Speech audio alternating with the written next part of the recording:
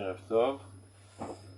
Alors, on est au paragraphe 8 du chapitre 13. Amoussar apnimi soeku bekirbo shel adam. Ça veut dire la morale intérieure de l'homme s'écrit au plus profond de l'homme et lui dit Ben Adam Shuva Mavonotecha. Cher monsieur, reviens de tes fautes. Constamment, l'être humain, et à plus forte raison dans le peuple d'Israël, a ce qui s'appelle Irure Teshuva, les pensées de Teshuva. D'où elles proviennent? De Dieu lui-même. C'est Dieu qui nous émet ses messages, on les capte par le biais de notre âme, et on les ressent très profondément, et ça se manifeste par un remords, une volonté de s'améliorer, etc., etc. Et c'est ce qu'on appelle le Moussar Apnimi, la morale intérieure de l'homme.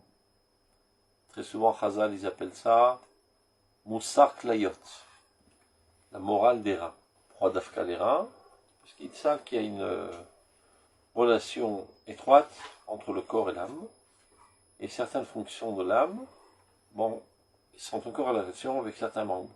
Du fait que les reins ont comme rôle de purifier constamment le sang de ses saletés, et bien dans l'âme, on a aussi cette capacité de purifier nos comportements et faire un tri constant des actions qui sont adéquates à la nature et celles qui sont contraires contre nature.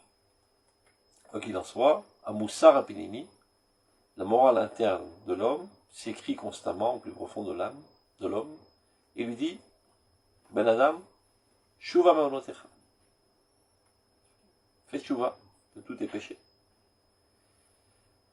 Lifamim Hatzaka Kol Kach Homa, Ad Shimar Bevet et Kol Harmonia Shel Chaim. Là, il peut arriver que le cri est si puissant, si fort, si constant, qu'il commence à troubler l'harmonie de notre vie. De manière générale, il y a un cri constant au plus profond de notre âme, une voix intérieure, et on peut ménager cela. Et si on est quelqu'un de bien, on y prête oreille et on s'améliore. Si on est quelqu'un de pas très réussi, on fait le sourd et on met de la musique à tue-tête pour ne pas écouter cette voix intérieure. Et parfois, elle hurle très très très fortement et on ne peut pas s'en dérober. Et alors, il y a deux possibilités. Adam Mouchach La'alot Bema'alot Aruchniot Agvot Me'erko. Elle appelle, cette voix, à s'élever à des niveaux bien plus élevés que ceux dans lesquels il se trouve actuellement. Et il se dit, c'est irréalisable, c'est pas possible. Je suis tellement sale. Mais qu'est-ce qu'elle me veut, cette voix intérieure? Elle m'appelle à m'élever au plus haut de l'Himalaya, alors que je me trouve au plus profond de l'abîme, c'est pas réalisable. Adam Mouchach La'alot Bema'alot Aruchniot Agvot Me'erko. Ad Kadeh Levasses et Seder Olamo Pnimi, pour pouvoir fortifier ses fondations et retrouver son équilibre et son harmonie. Donc, dans cette situation complexe, il est nécessaire que le courage vienne en notre aide. C'est-à-dire qu'on ait recours au courage et ne pas se laisser faire, se laisser désespérer quant à cet appel qui nous paraît irréaliste.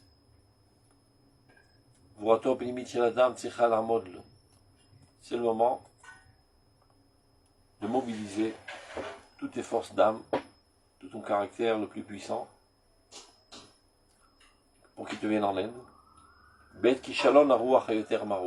que tu te trouves dans une situation de désolation totale, parfois, de désespoir, parce que quand tu compares ton aspiration profonde et le cri profond de ton âme, à quoi elle t'appelle, et de fait ce que tu es, l'écart est tellement grand que tu dis, laisse tomber, aucune chance, je lève les bras et je me laisse sombrer dans les sables mouvants du désespoir.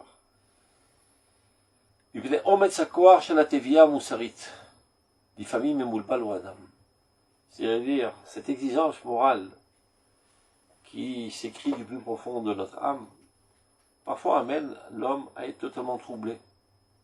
Mais non, il ne sait pas comment s'en sortir.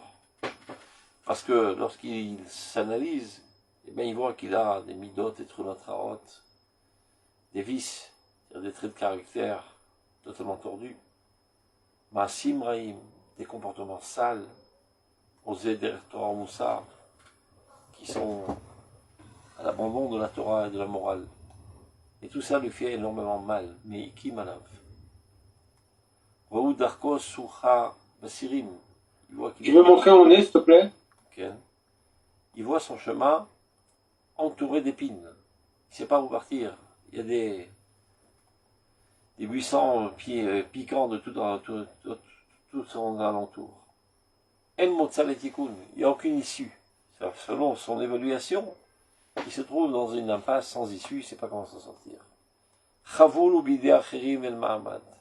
Il est totalement blessé par des forces extérieures et il ne retrouve plus sa stabilité. Al mikolele or shemes daka nizrach. Il le Rav, ne te laisse pas désespérer, renforce-toi, et au contraire de cette situation complexe et parfois désespérante, etc., d'Afka de cela, la lumière du soleil de la tchouva va rayonner sur toi et tu retrouveras ta stabilité et ton bonheur interne. Donc, pour résumer, qu'est-ce qu'on a vu dans cette piska?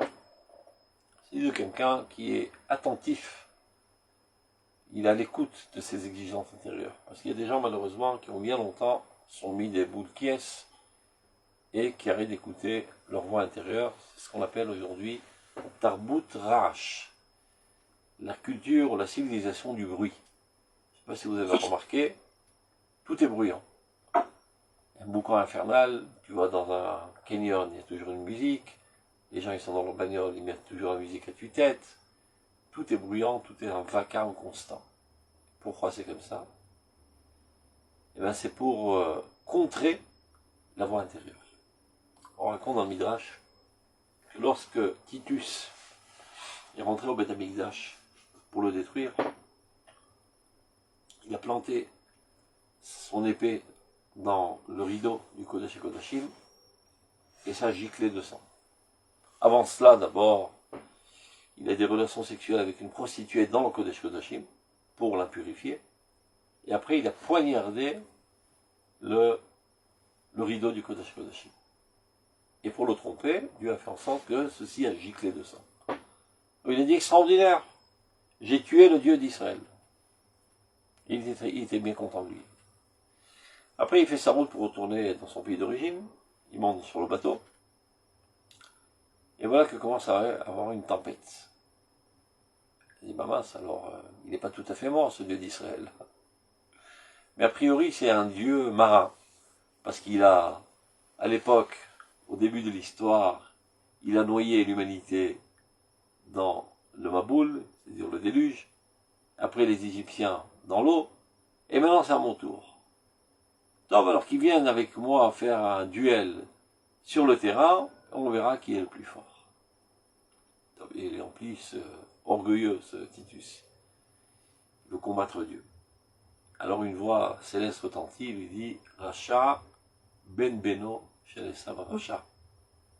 Salopard, crapule, fils du fils de Esav Racha.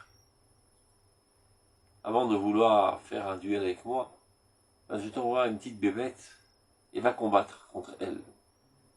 Donc il lui a envoyé une petite moustique. Bzzzt. Et la moustique lui est rentrée par le nez et a commencé à manger son cerveau. Alors évidemment une migraine intense, il ne sait pas quoi faire, il a très mal à la tête. Après il arrive au port et il attrape sa tête avec une migraine infernale. Et voilà que par hasard il passe près d'un forgeron qui tapait sur le fer. Et tout d'un coup il a plus mal à la tête. Ah, super astuce. Probablement que le bruit du marteau du forgeron effraie cette moustique, et elle arrête son repas, et c'est comme ça que ça me calme ma douleur. Donc il s'est loué une chambre d'hôtel à côté du forgeron, et comme ça il a solutionné son problème. Ouais, mais après quelques temps, la moustique s'est accommodée à ce bruit environnant, et elle a continué son repas, et la migraine reprend. Donc il va comme un fou dans la rue, tout ça c'est marqué dans le Talmud. Hein. Il attrape sa tête, et il passe près d'un forgeron qui frappe encore plus fort sur le fer, et ça le calme. Et ainsi de suite, de plus en plus fort, de plus en plus fort. Finalement, dit le Midrash, il en est mort, et quand on a ouvert sa tête, on a trouvé un oiseau énorme qui avait dévoré son cerveau. Bon, évidemment, tout ça est une métaphore, ne cherchez pas la moustique et l'oiseau dans le crâne d'un homme, c'est une métaphore pour dire qu'il y a un cri constant de l'âme qui dit « Cher monsieur, reviens à ton origine, reviens à ta nature, reviens au divin qui est ta nature. » Mais ça dérange, parce que ça me donne des scrupules, et après des sensations de culpabilité, etc. Que puis-je faire pour arrêter d'écouter cette voix insupportable? Ben, j'ai qu'à faire un bruit extérieur encore plus fort. Et c'est ce que fait la civilisation actuelle. Pour être épargnée de la morale interne qui crie constamment vers l'homme et l'appelle à retourner vers sa nature, eh ben, elle met le volume à tue-tête constamment pour ne pouvoir s'écouter. Et surtout ne pas rester seul une seconde. Toujours être en société, toujours être dans le bruit, dans le vacarme, pour que Chaz et Shalom ne sois pas enquiquiné par cette voix interne qui me dit « Reviens à ton origine naturelle, propre et pure ». C'est la civilisation actuelle. Mais ce n'est pas une solution parce que finalement, ceci te dévorera et te mettra à mort et tu n'auras jamais de paisibilité. Cet oiseau grandira dans ta tête. C'est un machal, évidemment, c'est une métaphore avec un enseignement très très important. On dit le Rav Kook, il y a toujours cette voix qui crie, mais des fois elle crie très très fortement. Et elle t'appelle à t'élever à des niveaux très très très hauts. Et tu dis, mais j'ai aucune chance, laissons tomber. Je ne veux plus écouter, c'est infernal cette voix.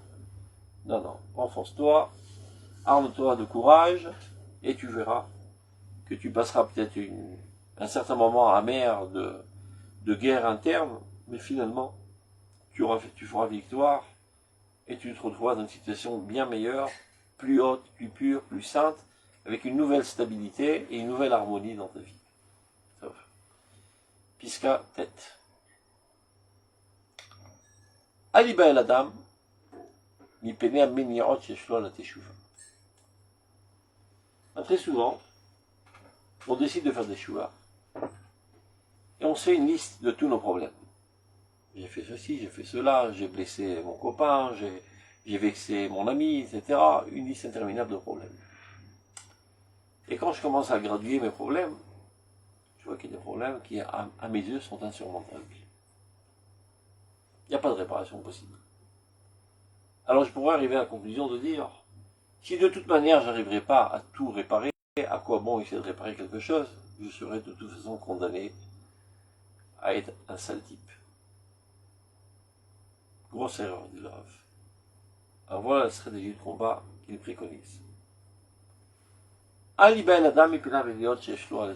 Surtout ne sois pas effrayé de tous les empêchements que tu as à ta teshuva. Quels peuvent être les empêchements? J'ai assassiné quelqu'un, par exemple. Mais il est mort. Je peux avoir des remords encore 100 ans, c'est pas ce qui va le remettre sur pied. Au Chaz de Shalom, quelqu'un qui aurait eu des relations sexuelles avec une femme mariée et qui est né un enfant mamzer. Je peux pas le faire rentrer dans le ventre de sa mère. C'est irréversible. Incurable, ce problème. Ou bien je volais de l'argent, et je l'ai dilapidé, j'ai pas de quoi rendre. Avec tout ma bonne volonté, je me dis, mais j'ai aucune chance. Je ne pourrais jamais récupérer encore 1 million de shekels. J'ai tout bouffé, je suis allé en vacances avec, j'ai pris des avions, etc., etc. Donc c'est foutu. Donc foutu pour foutu, autant continuer à m'amuser et terminer ma carrière comme ça en tant que foutu. Non, dit le Rav. Ali Bael Adam Ipene Aminiot Yeshlo ala Teshuva. Surtout ne sois pas effrayé des entraves que tu as à ta Teshuva. Vafilu Matshuva Kashalo, même si c'est très difficile. Comme par exemple, Il venait de Varim chez Baladam Lachavero. Et ça, ce sont les problèmes les plus difficiles. Les Averot envers autrui. Envers Dieu, c'est beaucoup plus cool. Parce que Dieu, il est miséricordieux, il est sympa, il est cool. Donc je demande pardon sincèrement, et l'histoire est terminée. Mais quand j'ai vexé quelqu'un en public, ça c'est un sacré paquet à réparer.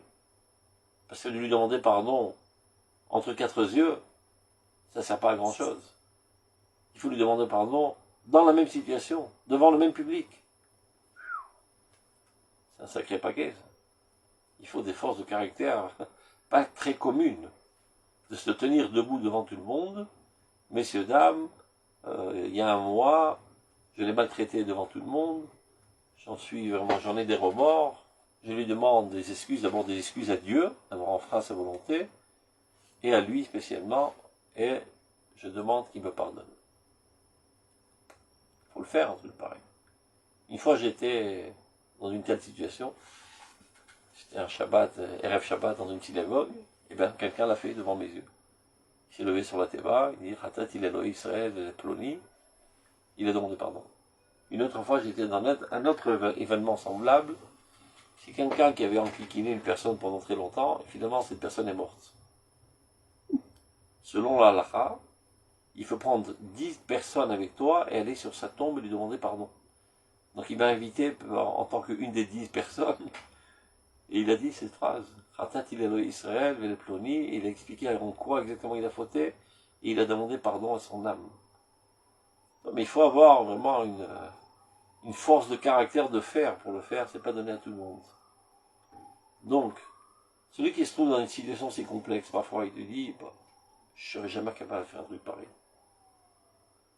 Donc avant d'aller réparer les petites choses, je sais pas, j'ai volé un demi-centime, ou bien je suis pas tout à fait makpit sur le chod bichoul, je mets le thé dans le deuxième verre, on le met dans le troisième verre, qui sont a priori à mes yeux des détails insignifiants relativement à cette faute de gravicisme. Je veux dire, même que je m'occupe des petits détails alors que j'ai un sacré paquet de fautes là, incontournables. Alors laisse tomber. Non, dit le Rav. Ali ben Adam, ne sois pas effrayé de toutes les entraves que tu as là, tu vas. Même si la tchouva est très difficile, à cause de choses comme par exemple entre toi et autrui. Même quand il n'y a aucun prétexte. Une fois qu'il y a un prétexte, tu dis c'est pas réalisable. Je vais assassiner, il va pas revivre. J'ai fait un mamzer, je peux pas le rentrer dans le ventre de sa mère. Mais j'ai volé 10 000 shekels, et j'ai 10 000 shekels dans la poche, mais je suis un radin, je suis pas fichu de mettre la main dans la poche et de lui rendre. Donc a priori, je n'ai aucun prétexte. Et je fais de tout pour vouloir, je n'arrive pas à vouloir. Je suis un sale type. Je suis un hypocrite. À quoi bon m'occuper de petites choses insignifiantes, des petits détails de rien du tout, alors que j'ai un gros paquet de fautes comme ça, envers autrui, et je n'ai aucun prétexte qui justifie le fait que je ne répare pas, et malgré tout, je ne le répare pas. Il dit, Afilu, kishuyoda bedato shenei yotse dachavato. Ou mitoch ezurifionot, à cause d'une faiblesse de caractère. Parce qu'il est radin, parce qu'il est peureux, parce qu'il est timide, peu importe. Il n'est pas fichu de réparer les fautes entre lui et ses prochains. Al yaniar bilvavo shum chalishut dat. Encore paumé là. Al yaniar bilvavo, qui ne laisse pénétrer dans son cœur aucune faiblesse. Agoremet l'actin et tikrat erkas el tchouva, qui viendrait rapetissir la valeur de la teshuva. De dire, à comment faire tchouva sur les petits détails. Si cette grande montagne, j'arrive pas à la surmonter. Non. La tchouva est tellement importante. C'est une énergie atomique, explosive, cosmique. Même si tu en prends un micron de teshuva, c'est déjà quelque chose de grandiose. Ne délaisse aucun point de teshuva que tu es capable de réaliser. Ne dédaigne aucun point de teshuva que tu es capable de réaliser, même s'il y a des grosses choses que tu ne peux pas réaliser. Et si tu vas dans cette démarche, que je te préconise, dit le Rav Kook, en safek, cela ne fait aucun doute. שמתוך ההשלמה בכל מה שיש לו מניעות, שאין לו מניעות, יזכרו השם יתברך לתקן בכיתוב גם את כל הדברים שיש לו עליהם מניעות גדולות שאי אפשר לו לנצחן. Dit le Rav, il n'y a aucun doute que si tu arrives à parfaire toutes les choses envers lesquelles tu n'as pas d'entrave, qui t'est facile à réparer, alors Akadosh Baruch Hu t'amènera à ce mérite de réparer même les choses qui te paraissent insurmontables. Il te donnera les forces d'âme, les forces psychologiques et les capacités et les moyens techniques de réparer ces fautes qui te paraissent insurmontables. Fos kefir holtecha.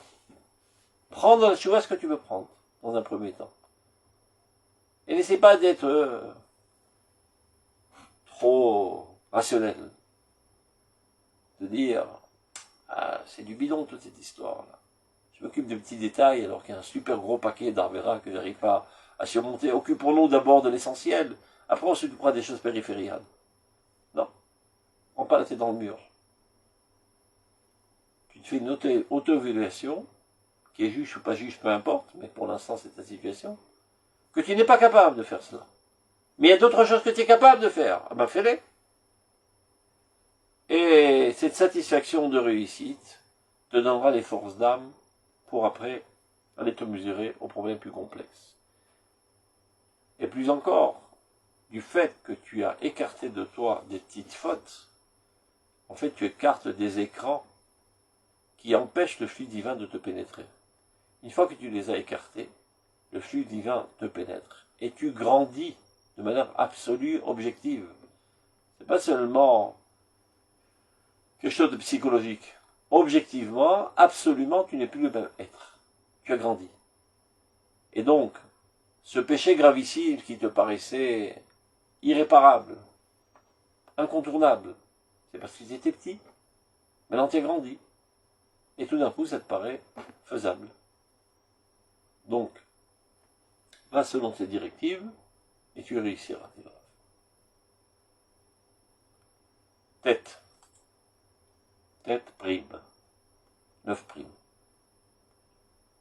L'emploi est des primes et des 2 primes, parce qu'il y a eu plusieurs éditions de Rotat Teshuvah, et chaque fois ils ont rajouté encore des piskaot.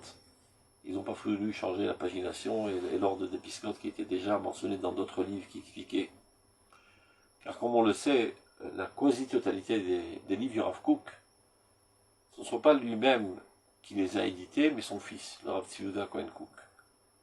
Le Rav Kook n'était pas un écrivain commun qui s'asseyait avec un stylo et qui cogitait, et qui analysait, et qui réfléchissait, et qui commençait à écrire. Mais de temps à autre, il était violé, si je peux dire ainsi, par Dieu, attaqué du monde céleste, et ressentait un profond besoin d'aller écrire. Donc, à la première occasion où il trouvait un stylo, un papier, hop, il déversait la pensée qu'il était venu du ciel. Et après, il jetait ça n'importe où. Mais c'était pas un livre. Il lui fallut que vienne son fils, qui récupère tous les écrits, qu'on évalue à des centaines de milliers de paragraphes, et reconstruire tout un puzzle qui retranscrit la chita de la tchouva qui était dans la tête du Rav Kook. Et quand le Rav Tzvi lui a montré, il lui dit c'est exactement ce que je voulais faire. Je n'étais pas capable de le faire. Donc les 3 premiers chapitres, c'est lui qui les a écrits dans l'ordre, et tout le reste c'est le Rav Tzvi dans le Rotat Teshuvah. Et tous les autres livres du Rav Kook, c'est comme ça. C'est pour ça quand tu demandes quel est l'auteur du livre, il y en a 2. Le père et le fils. Il y a Ruach HaKodesh du penseur, qui provient évidemment d'une analyse générale de tous les écrits saints, et c'est essentiellement de la Kabbale qu'il a avalé toute sa vie. Donc ça crée toute une harmonie. C'est comme une abeille qui picote un petit peu partout, sur toutes sortes de fleurs, et après ça donne du miel. Et ce miel, évidemment, est finalement une composition de tous les éléments qu'il a avalés ça et là, mais c'est un autre ordre, ce miel, que toutes les choses qu'il a avalées. Et c'est une nouvelle création qui est évidemment accompagné de Roi HaKodesh pour la mettre dans ce monde. Et après, il y a un autre Roi HaKodesh. C'est l'Aricha. Comment éditer? Quel piska mettre avant quel piska? Pour ne pas arriver à de faux sens, qui pourraient donner de fausses compréhensions.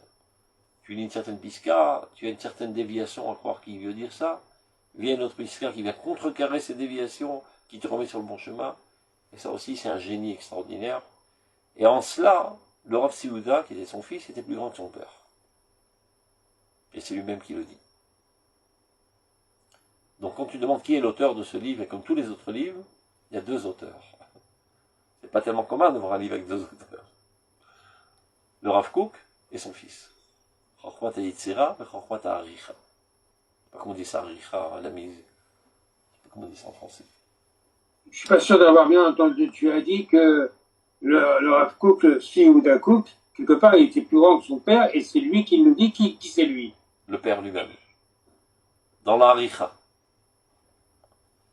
Vous savez, ça paraît bizarre. Par exemple, on rencontre dans la Bible que lorsque Eliyahu Navi est monté en corps et âme dans son calèche de feu au ciel, son élève, Elisha, il lui fait une dernière demande.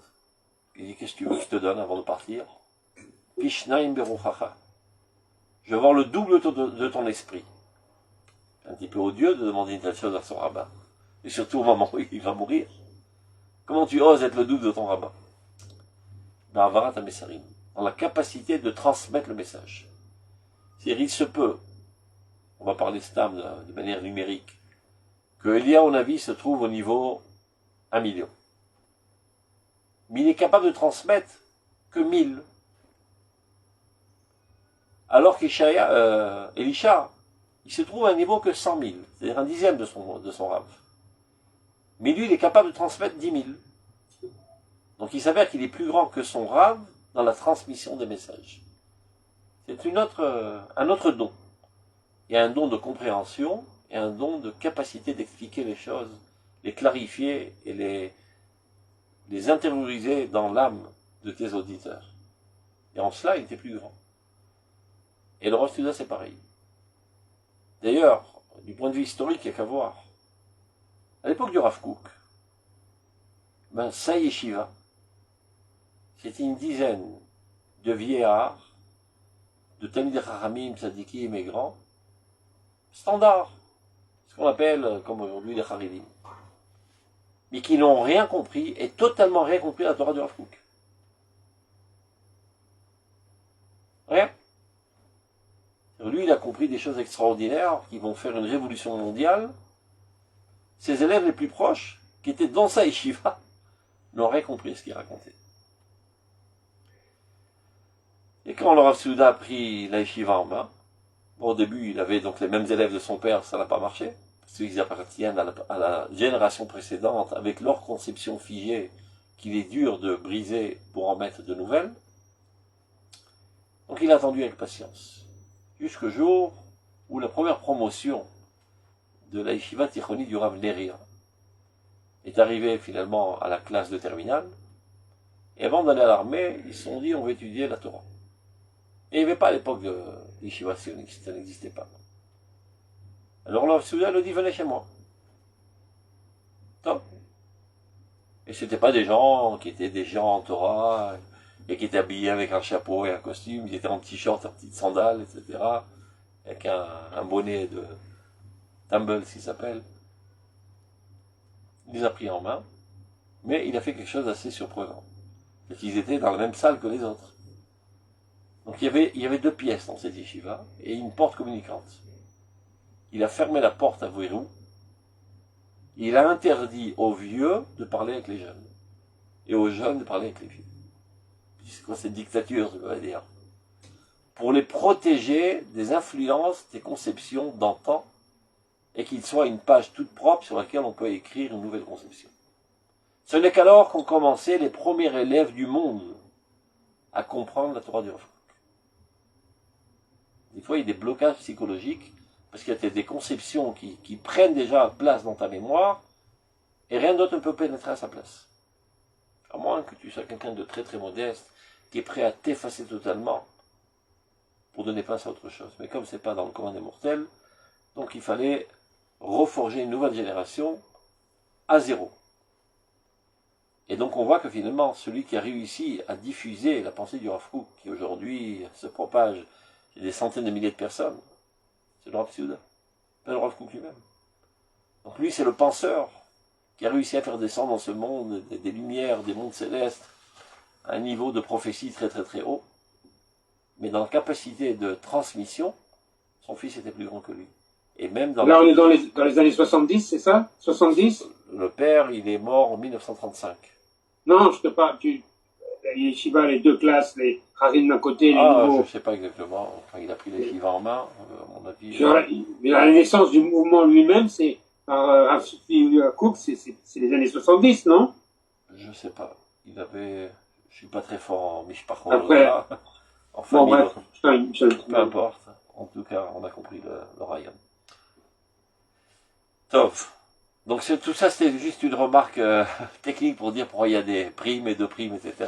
Parce qu'au fur et à mesure, ils ont trouvé d'autres écrits, ils ont rentré dans de nouvelles éditions. Ils ne voulaient pas tout rechanger parce que ça a été repris dans d'autres livres. Donc, il dit comme ça. Ne jamais empêcher la teshuva à cause d'aucune entrave, qu'elle soit spirituelle ou matérielle. Matérielle, on l'a dit. T'as volé de l'argent, t'as pas l'argent de quoi rendre. Spirituel, j'ai pas le cran de le faire. Alors si c'est comme ça, laisse tomber. Non, il dit le Rav. N'empêche pas de faire ta teshuva. אפילו כשהוא רואה שאיננו שב מכמה עניינים שם עליהם שוב התנצלות. Bien qu'il se rende compte que finalement, qu'il ne fait pas de tchouva, même dans des choses dans lesquelles il n'a aucun prétexte, aucune légitimité. Il a la possibilité technique de le faire, il ne le fait pas quand même. Tu dis, maman, c'est un hypocrite, c'est un sale type ce mec. Non, il est très sincère. Bémet, il a une envie folle de retourner à Dieu. Il a un frein psychologique qu'il n'arrive pas à écarter. C'est pas pour autant qu'il doit se suffiser, pas pour autant qu'il doit désespérer. Mikol makom, yeshuv tshuva, mikol mashilibo, nodvo leshuv. Quoi qu'il en soit, malgré tout cela, parce qu'il fasse teshuva dans tous les domaines dans lesquels son cœur le dirige. Il y a certaines choses pour lesquelles il sent une attirance. Il peut les faire avec joie. Et il n'a aucun frein à les faire. Mais vas-y, fais-les. Ouais, mais j'ai un truc énorme. Une faute très gravissime. Et ça, c'est un petit truc de rien. Fais-le.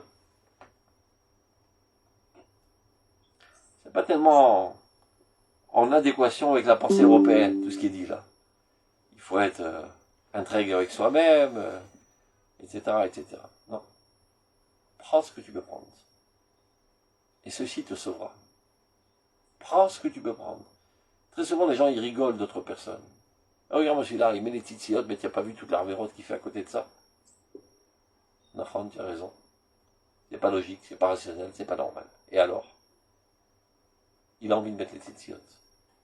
Quand il met les titsiotes, il se sent baigné dans la sphère divine. Bien qu'il est sale. Et il sait qu'il est sale. Il n'y a pas besoin de lui dire, il le sait très bien. Alors, ne lui dis pas... Sois pas hypocrite. Si déjà tu fais autant d'avérotes, alors enlève-moi cette titsiote, enlève-moi cette kippa. Non.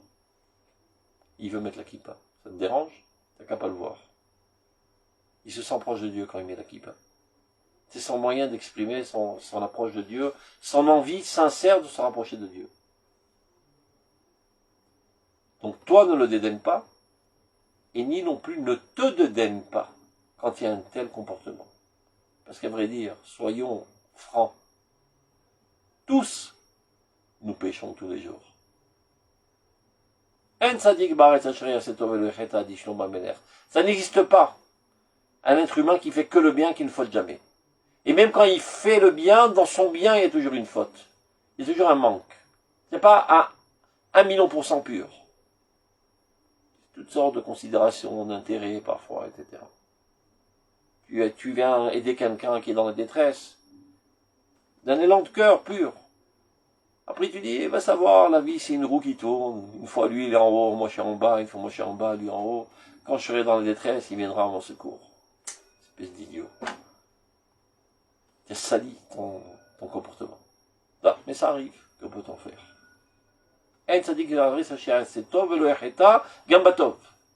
Bon, si c'est comme ça, laissons tous tomber. Puisque personne d'entre nous n'est parfait, alors laissons tout tomber. Non, dit le Rav Kook. Il y a des choses que tu es capable de faire de manière sincère. Ben fais-les. Les autres, tu n'es pas encore capable. Ça viendra. Et surtout ne tombe pas dans ce piège pseudo-rationnel de dire ou tout ou rien. Non. On ne vient pas, chas shalom, légitimiser les faiblesses et de dire que c'est bien, que c'est normal et c'est extraordinaire. C'est une faute, c'est gravissime, et il faut te prendre en main le plus vite possible. Mais c'est pas une raison pour tomber davantage. C'est ce que dit Shlomo Ameler. Al tier racha arbe. Ne sois pas beaucoup racha. Et un peu racha c'est permis. Ça veut dire la chose suivante. C'est pas parce que tu es un peu racha que c'est une légitimité pour être encore plus racha. De toute façon, je suis pourri, alors pourri pour pourri, autant m'éclater toute la vie. Après, on se débrouille avec le mon Dieu. Il y a aussi Al-Tier Tzadik Arbe. Nachon autodavar. Donc, Nachon, on est tous un petit peu réchaïm. Et on s'efforce constamment de se nettoyer. C'est pas parce que tu n'es pas capable de te tasticoter à 100% que tu vas pas prendre une douche quand même. Ce que tu peux nettoyer, tu nettoies. Et demain, tu nettoieras davantage. Et fort de ce nettoyage et de cette sensation de pureté, ça te motivera de te purifier davantage. C'est une méthode pédagogique de commencer par les petites choses. Voilà. C'est toujours plus facile. Toujours. Et après, on est content, alors on ira un peu plus haut. Ça, c'est la Mais première étape. c'est une pédagogie très simple, très bonne. Ça, Et avec les enfants, nous avons mesuré ça. Et après, ils finissent professeurs de l'université. Mais on a commencé par lui demander de nettoyer sa chambre. Voilà, très bien. La mère, elle est parfaite avec ça. Nachon, vive les mamans qui savent éduquer. Plus que les papas parfois. Ils sont intransigeants. Ou tout ou rien. Voilà, c'est les hommes, ça. Donc on dit au monsieur, va prendre ta cigarette dehors, laisse-moi faire.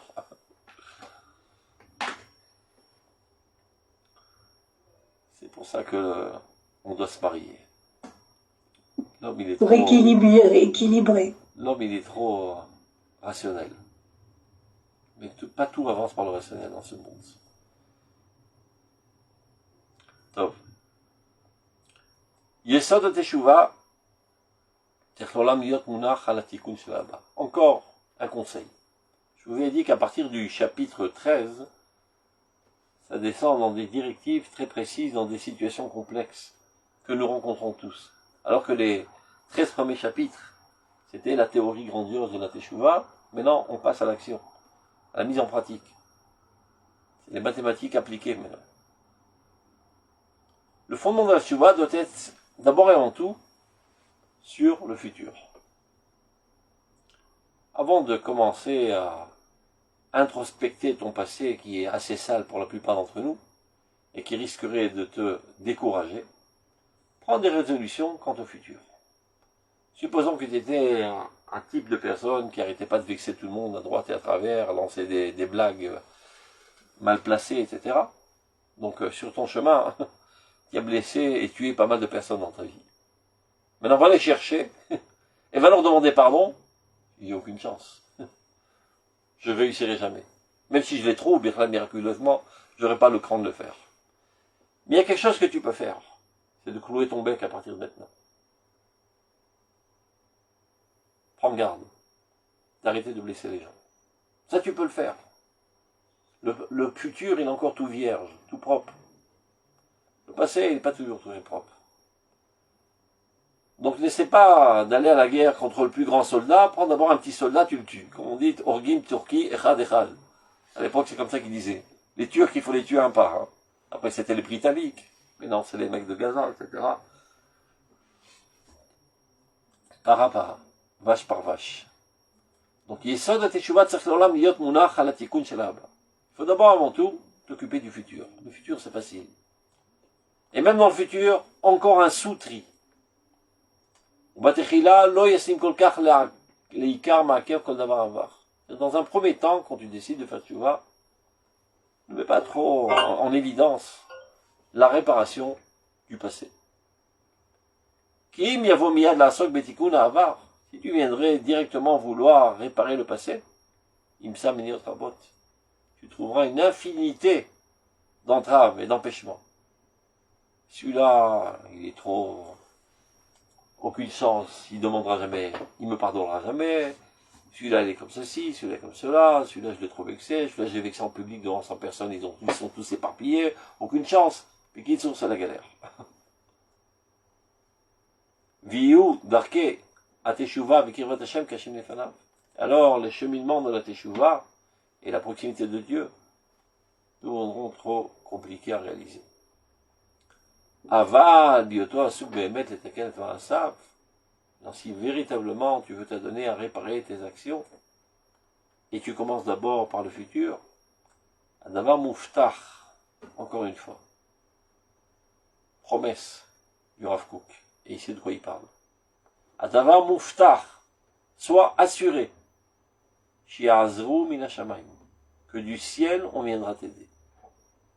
Gabkel Atakanata Ava, pour réparer aussi le passé. Je ne sais pas comment Dieu va le faire. Il y a quelqu'un, par exemple, que tu as vexé en public et tu n'oses pas lui demander pardon. Il n'y a aucune situation que tu envisages de possible. Et comme par hasard, je ne sais pas, Dieu va faire en sorte qu'il y ait une rencontre comme ça. D'un coup, face à face, tu te trouves face à lui et tu lui demandes pardon sincèrement et il te pardonne de tout cœur. C'est Dieu qui a fait ça. En récompense à ton effort dans des choses qui étaient d'abord réalisables.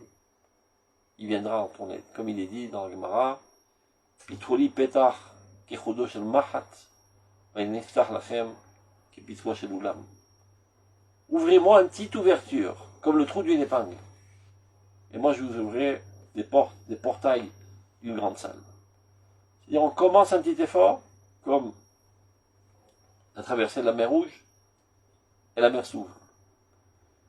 À propos de cette histoire de l'affaire de, comment il s'appelle celui-là, j'ai oublié son nom, Nachshon ben Aminadav, il y en a qui pensent que dès qu'il a mis le pied dans l'eau, ça a ouvert l'eau, et ça a fait un tunnel jusqu'à l'autre côté de l'autre rive de la mer. C'est pas ce qui est marqué. Il est rentré dans l'eau. Jusqu'à que l'eau est arrivée à son nez. Et alors l'eau s'est ouverte. Et l'eau s'est ouverte. Mais c'est pas ouvert dans un tunnel infini. Elle s'est ouverte en demi-mètre devant lui. Et à nouveau, il a continué à marcher jusqu'à qu'il ait l'eau dans la figure. Et encore une fois, ça s'est ouvert. Il faut constamment s'efforcer et écarter les peurs imaginaires. Et alors, la mer s'ouvre. Dans toutes les situations les plus complexes de ta vie. On va se dire, insurmontable ce problème. Mais comment, cette espèce de fainéant? Et tu vois que ça va s'arranger. Sois confiant en Dieu. Yud. Yashadam. Shatevi'a Moussarit. Meira Benishmato Bebirut Gedola. Il y a des gens qui sont comme ci, comme ça. Donc l'exigence morale éclaire très fortement dans leur âme d'une clarté grandiose. Qu'est-ce que ça veut dire? Il explique. Kol tsiur shel robemut musarit shu metzayer, miad nafsho nitbat mimeno latim imalach hayam. Dès qu'il commence à concevoir un niveau de moralité, un niveau de sainteté, de pureté, suite à une lecture, un approfondissement dans une étude, de suite il veut réaliser. Il ne peut pas supporter cet écart entre sa réalité actuelle et ce nouvel idéal qu'il vient de concevoir, de percevoir. Pas tout le monde est comme ça, il y a des gens qui lisent, ça leur fait ni chaud ni froid. Qui rencontrent quelqu'un de grandiose, de noble, de saint, de pur, d'idéaliste, ça leur fait ni chaud ni froid. Mais il y a des personnes qui ont une sensibilité morale très développée, une exigence morale très développée, qui fait que, dès qu'ils comprennent quelque chose, ils veulent de suite le réaliser. De suite, son âme exige de lui que son comportement soit adéquat, désormais, à ce qu'il vient de comprendre. Mais là, il y a un problème. Quel est le problème? מתוך שהמעיין הציורי הוא שוטף עם מהירות הרבה יותר מהתנועה המעשית והתכנים הטבעיים.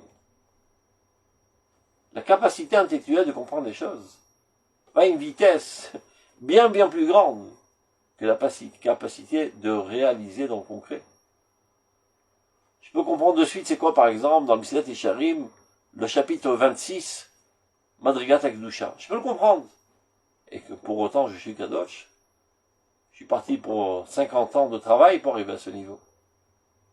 Il faut me nettoyer de tous mes sales caractères, de toutes mes faiblesses, de toute ma petitesse, etc., toute ma mesquinerie, et d'arriver à un idéal grandiose, intègre dans ma personnalité. Ça prend du temps. Donc il y a toujours un écart. C'est incontournable. Il y a toujours un écart entre tes aspirations les plus hautes et la réalisation de tes souhaits, de tes aspirations. Mais lui, il est comme ça, il ne peut pas supporter une seconde rester dans l'écart. Il a vraiment un gros problème, ce bonhomme. Il est conscient que ça doit être comme ça, mais il ne peut pas supporter. Il y a une exigence très forte qui n'arrête pas de le secouer. Rends-toi adéquat à ce niveau. מתוך שהמעיין הציורי הוא שוטף במהירות הרבה יותר מהתנועה המעשית והתכנים הטבעיים. Ça c'est un phénomène cosmique, c'est toujours comme ça. Que la capacité intellectuelle va bien plus rapidement que la capacité de réaliser dans le concret tes aspirations, tes élévations spirituelles.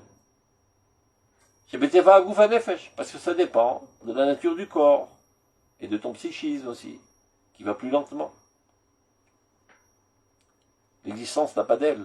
C'est pas comme la comprenette. L'envol de la comprenette, ça va très vite. Mais ton corps, il pèse 90 kilos, il faut le traîner jusqu'à là-bas. Il a toutes sortes de bassesses, de pulsions sales, etc. Donc ce type de personnage, il est toujours rempli de douleur et d'amertume.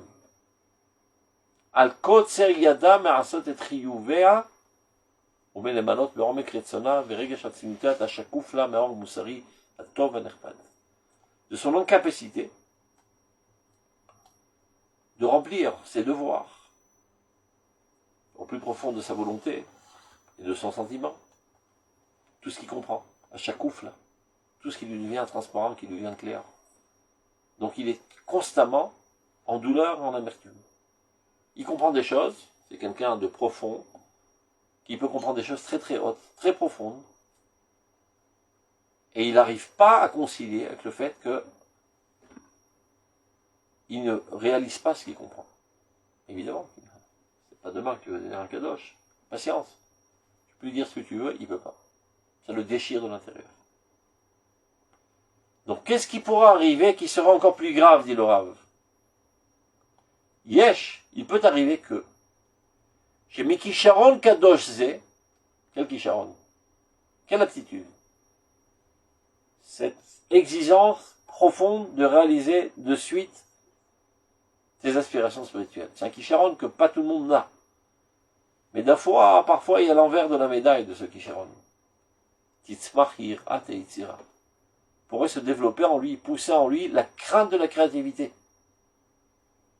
Parce qu'il se dit, regarde, déjà je suis dans une galère insupportable de cet écart que je vis aujourd'hui entre mes aspirations, qui sont au niveau 1 million, et ma réalité. Je ne suis même pas à 1000. Donc il y a un écart de 999 000. Et si je vais aller apprendre encore d'autres choses, au niveau 10 millions, ça va décupler davantage ma souffrance, parce que l'écart va grandir. Donc arrêtons de comprendre. Je freine ma progression spirituelle. Et ça, c'est encore pire. Yesh, dit le Rav. Chez Miki Sharon Kadoshze. À cause d'Afka, de cette aptitude sainte, de vouloir de suite réaliser des aspirations spirituelles, Titzmach Yirat et Yitzira peut pousser la crainte de la créativité. Shelo Yarpotz Listakel Bebirut Atzirim. Il ne voudra plus regarder, s'approfondir, comprendre les concepts les plus clairs, les plus hauts, les plus saints. Chez Shamu Ravi, même Yacha Théoria Moussa, dans lequel il y a un mélange de descriptions morales, scientifiques, Ashkafot Adinot, toutes sortes de conceptions délicates, qui est Kodesh, dans les plus hautes sphères de la sainteté, il ne veut plus y toucher. Il dit, la dernière fois que j'ai y touché, ça m'a créé une douleur pendant quelques mois, arrête. J'arrête ma progression spirituelle. Stagnons. Quand je fermerai l'écart, je continuerai à étudier. Kedesh Eloi rappelle Sao, pour ne pas multiplier davantage sa douleur. Abelidaï de manière infinie. Grosse erreur du Rav. C'est le moment d'aller mobiliser toute ta puissance d'âme, tout ton courage, tous tes efforts. Et continuer de saisir la tchouva ritzonite au niveau de la volonté. Tu veux faire tchouva. Ça prend du temps. N'arrête pas de vouloir parce que tu te rends compte que tu ne fermes pas l'écart. Continue de comprendre et continue de vouloir davantage te hisser à ce que tu as compris.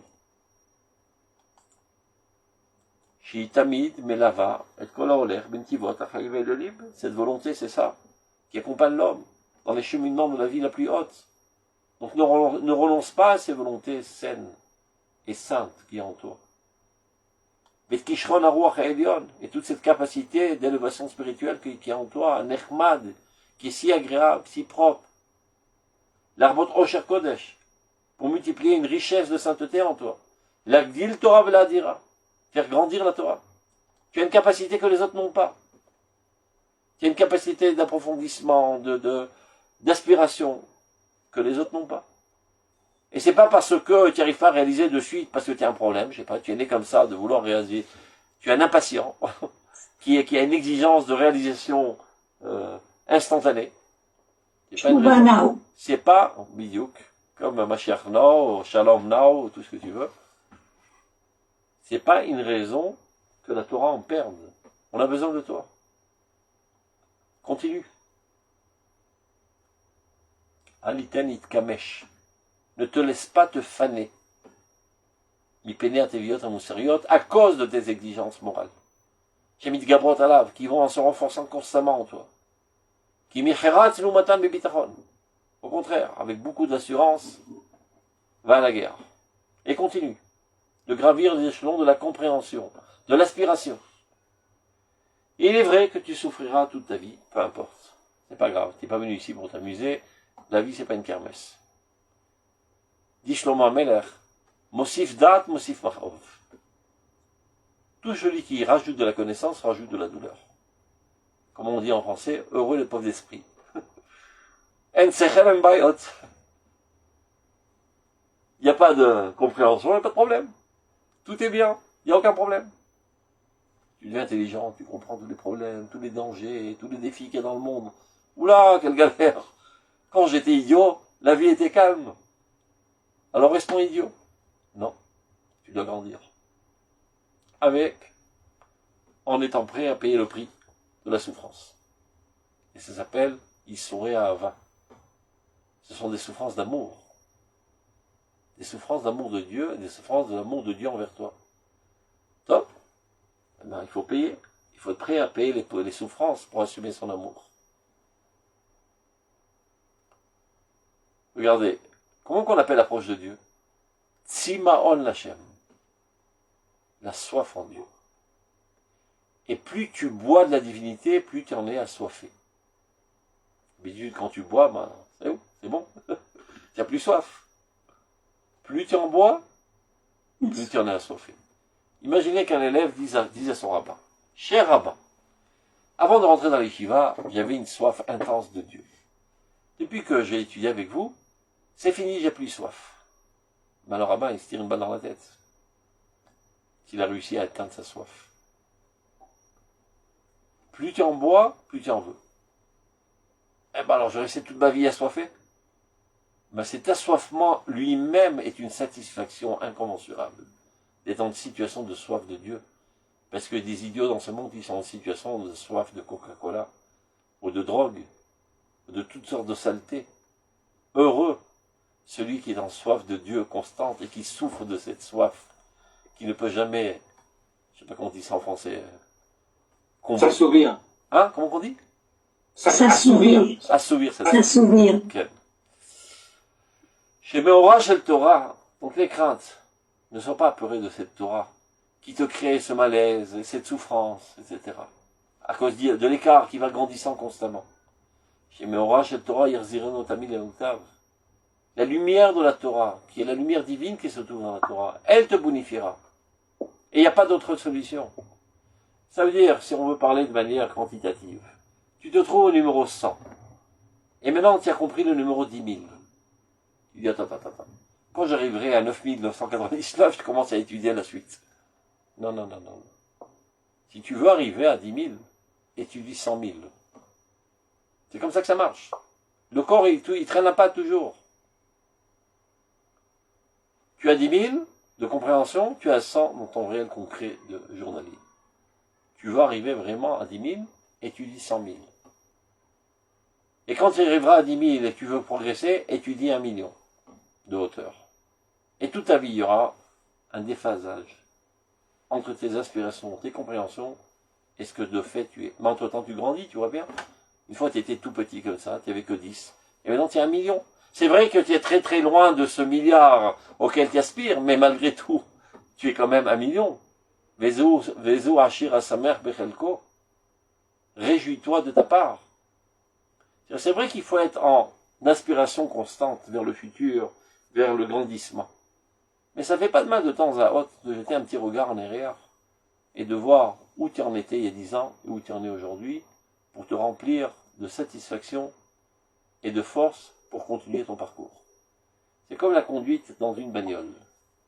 Il y a le pare-brise qui nous permet de voir de l'avant, mais il y a aussi le rétroviseur dans lequel on jette un petit coup d'œil de temps à autre. Et c'est comme ça qu'on progresse dans la vie. Donc constamment, ce que tu dois voir, c'est l'idéal auquel tu dois accéder. Et tu vois combien tu es loin, et c'est ça ce qui te motive à avancer. Mais si tu ne fais que voir toujours de l'avant, tu risquerais de désespérer, de dire, je suis très loin de l'objectif, j'y arriverai jamais. Je fais du surplace. Eh ben non, tu ne fais pas de surplace. Jette un coup d'œil dans le rétroviseur. Regarde où tu étais il y a 10 ans, où tu étais il y a 20 ans, où tu en es aujourd'hui. Ça te remplit de satisfaction? Tu es riche. Achir, sa mère, c'est pas seulement en biens matériels, c'est aussi en acquis spirituel.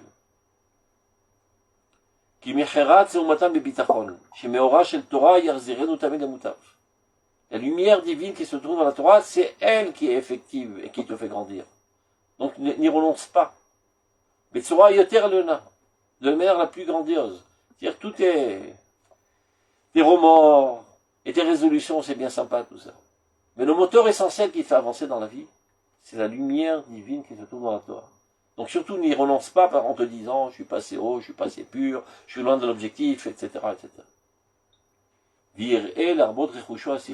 Donc au contraire, multiplie davantage tes acquis intellectuels, les tsiouri, tes conceptions, même imaginaires parfois. Becherut aneshama, en toute liberté. Elle ne te met pas des menottes, ne te met pas des limites. De dire non, je suis encore très loin, attendons un petit peu, freinons un petit peu. Aucune limite, aucune menotte. Tout ce que tu es capable de dévorer de la connaissance de Dieu, fais-le. Becherut aneshama, de liberté d'âme, à yoter misugolalo, qui lui est totalement adéquate. C'est un type comme ça, un genre de type qui a une capacité de compréhension et d'aspiration réelle et sincère, que pas tous n'ont. Et si tu es comme ça, c'est pas par hasard, c'est pour le bien du peuple d'Israël. Et c'est pas pour ton petit confort personnel que tu vas faire manquer le peuple d'Israël de tes capacités, de son enrichissement du peuple d'Israël par ton existence. Et une responsabilité collective. Valifra libo. Et que son cœur n'ait crainte. Il n'y a aucune crainte. Et il termine par un pasouk, toujours le Rav Kook pour imager. Yalemeni tzadik chesed. Quand un tzadik me frappe avec une halom, un coup de matraque sur la tête, je considère ça comme du chesed. Parce que je sais qu'il fait ça pour mon bien. Je suis pas rancunier. Quand un idiot me frappe, je comprends que ça vient d'une source impure. Mais quand un tzadik me frappe, c'est-à-dire en fait, il me pique pour avancer. Je l'aime davantage. Je lui suis redevable. Et là, c'est qui le tzadik? C'est ta conscience interne. ton âme, qui te dit, bonhomme, progresse. Ouais, mais ça me crée un malaise, et de l'écart, etc. Chesed. Et même les coups qu'il me donnent sur la tête, c'est-à-dire les réprimandes, c'est comme un pansement. Alien Hiroshi. C'est pas une raison que j'ai essayé de fuir les coups. Je peux vous parler d'une expérience personnelle, je ne vais pas tellement parler de moi, mais mon Rav, le Rav Zuckerman, c'est-à-dire le Kadosh le Bracha, je le considérais toujours comme quelqu'un avec une fourche en main à te piquer dans les fesses. Et je me suis ramassé des claques. Et c'est l'homme que je l'ai plus aimé de ma vie. Grâce aux claques qu'il m'a donné. Donc il ne faut pas avoir peur des gens qui te réprimandent, d'autant plus quand tu sais que ça vient d'une source très très très pure. C'est par amour qu'ils te réprimandent. Donc si c'est comme ça concernant un homme, à plus forte raison quand c'est ton âme qui te réprimande. Ne sois pas rancunier envers ton âme. Elle ne veut que ton bien. Elle veut te faire progresser. Sois à l'écoute de ton âme, même si ça fait mal, même si tu vas passer un mauvais quart d'heure, etc. Peu importe. Tu en sortiras grandi finalement. Tov, retour la fête. Shalom, shalom. Shabbat shalom. Merci beaucoup. Merci שלום beaucoup. וברכה, רבה, שבת שלום, תודה רבה. יישר כוח. Merci beaucoup.